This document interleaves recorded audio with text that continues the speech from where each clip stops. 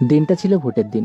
Vote দেওয়া যেমন নাগরিকের একটা বড় অধিকার, তেমন গণতন্ত্রকে শক্তিশালী করতে এই অধিকার সঠিকভাবে প্রয়োগ করা প্রতিটি নাগরিকের দায়িত্ব। আমিও ভোট দিতে যাব, তবে ভোট দিতে যাওয়ার আগে আমাদের ঘরের রিংটন থেকে সম্পূর্ণ ঘরটা ভেজাতে হবে। ভোটের দিন সকাল থেকেই যেন অন্যরকম পরিবেশ। কোনো পার্টির দল আসছে, ভোট দিতে যাওয়ার জন্য গাড়িতে করে নিতে, তারপর খাওয়ার ব্যবস্থা, আরও কত কি।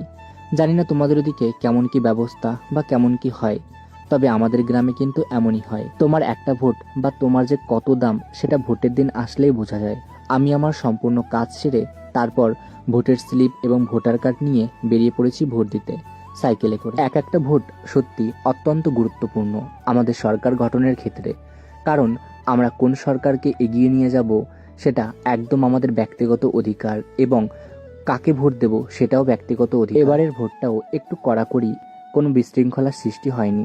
যেখানে ভোট হচ্ছিল সেটা আমাদের ছোটবেলার স্কুল। স্কুলে গিয়ে ভোট দিতে যাওয়ার সময় অনেক পুরনো স্মৃতি ভেসে আসছিল।